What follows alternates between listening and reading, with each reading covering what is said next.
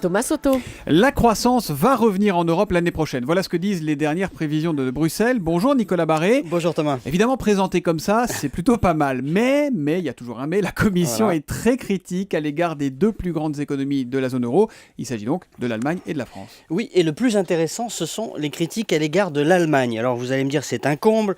Ces pauvres fonctionnaires de Bruxelles n'ont encore rien compris. L'économie la plus en forme de l'Europe est critiquée parce qu'elle se porte trop bien. Seulement, regardez, il n'y a pas que Bruxelles qui dise cela. Le FMI de Christine Lagarde dit la même chose. Et la semaine dernière, le gouvernement américain a émis les mêmes critiques, ce qui a provoqué la colère noire de Berlin et n'a pas contribué à arranger les relations entre Barack Obama et la chancelière, déjà tendue à cause de ces histoires de portable. Oui.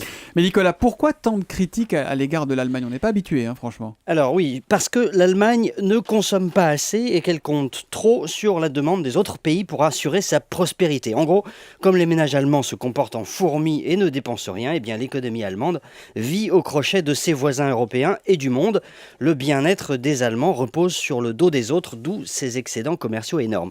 Et ce que disent à la fois Bruxelles et Washington, eh bien, c'est que cela crée des déséquilibres au niveau mondial, parce qu'un pays ne peut pas en quelque sorte se comporter de manière aussi égoïste. Je m'empresse de dire quand même, Thomas, que ces critiques sont un peu de mauvaise foi. Après tout, personne ne vous oblige à rouler en BMW. C'est vrai.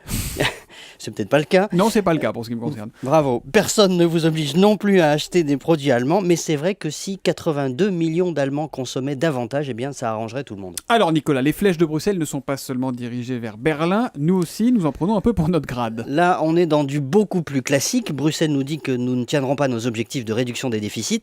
Il me semble avoir aussi émis quelques doutes à ce sujet devant vous, Thomas. C'est vrai. Et comme il n'est plus imaginable d'augmenter les impôts sans provoquer la révolution, car ça, même le gouvernement de Jean-Marc Ayrault l'a compris, eh bien, il va falloir faire beaucoup plus d'efforts dans la réduction de nos dépenses publiques. La bonne nouvelle, si je puis dire, c'est qu'on en a sous le pied, puisqu'on est, avec les Norvégiens, je le rappelle, les champions du monde de la dépense publique. Ça va mieux en Europe, la croissance va revenir l'an prochain, et pourtant l'Allemagne et la France se font tirer l'oreille par Bruxelles. L'édito écho de Nicolas Barré, directeur de la rédaction des Échos, tous les matins à 8h10 sur Europe 1. À demain Nicolas.